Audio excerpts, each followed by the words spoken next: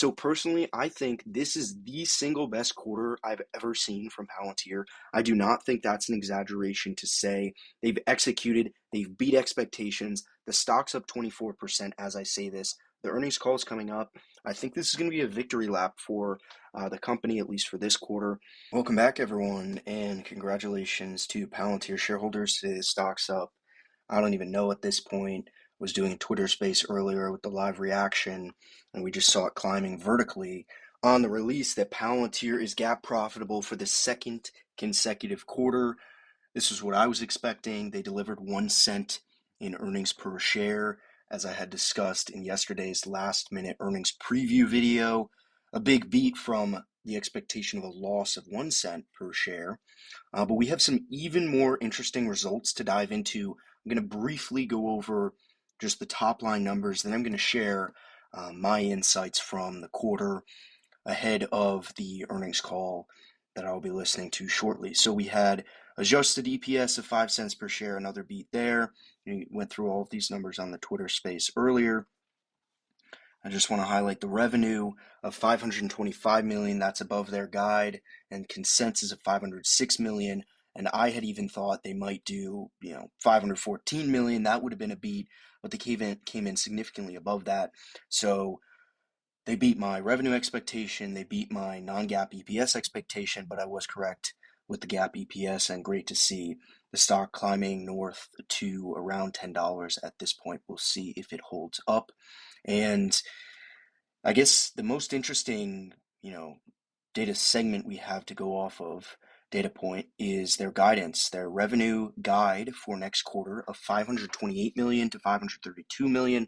Personally, I would have liked to see more, because if you consider what the growth would be quarter over quarter, which I always like to look at, on the high end, 532 divided by 525, that's about a 1% quarter over quarter growth rate.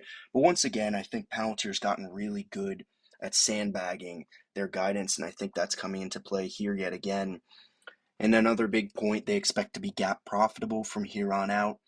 I was actually listening to a Tom Nash video earlier this morning where he was cautioning sort of the fact that they hadn't been operationally profitable last quarter, and sort of cautioning everyone that it might not be the case that they would be operationally profitable this quarter. So personally, I thought they would be, so it's great to see, but even more so, to his point, it's really impressive that it seems like the business has finally turned around, and I think that's what Wall Street was looking for, and why the stock's gone up a third this afternoon. And so for the full guide, I believe they've raised guidance slightly, but that might just be incorrect. That's just my memory of it. And GAAP net income in each quarter, that was my expectation by listening to Alex Karp and really scrutinizing what he was saying on the last earnings call. So glad I was correct in that. So now let's just quickly go through the deck here. Q1 2023. Here are all the highlights that we just went over. Palantir is a worldwide leader in artificial intelligence. Here's the Forrester Wave that I've talked about before, and they cite that, and they cite the IDC being #1 in artificial intelligence. And now they've introduced the AIP product that empowers organizations to activate large language models safely and securely. This is really a big selling point for them going forward, how they really are able to tie everything together with large language models.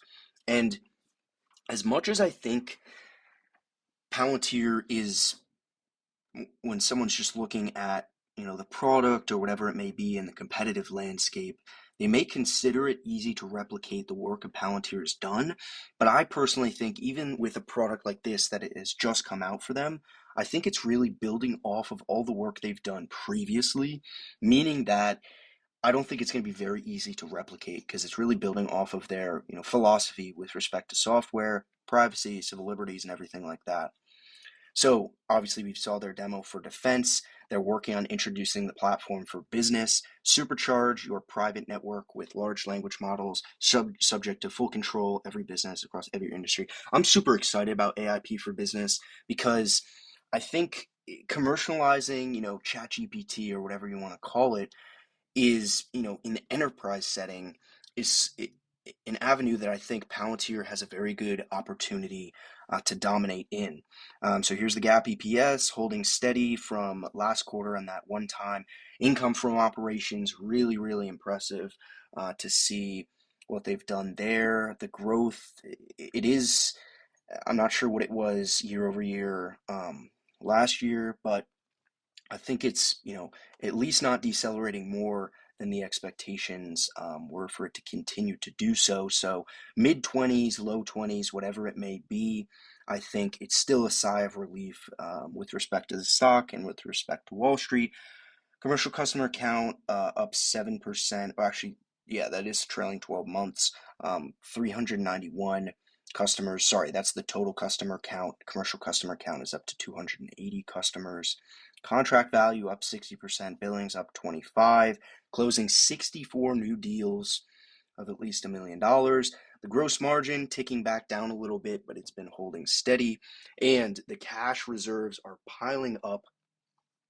As of March 31st, we had $950 million available in credit facilities, all of which remain undrawn. Personally, I don't think Palantir plans to draw upon those credit facilities unless there's something I'm unaware of. I think personally they like to keep those available potentially for an unforeseen challenge. But $3 billion in cash, they really are printing cash at this point. You see the free cash flow there. They are committed to being profitable and having profitable growth, and they'll continue to focus on investing in areas critical to the business. That doesn't really mean too much.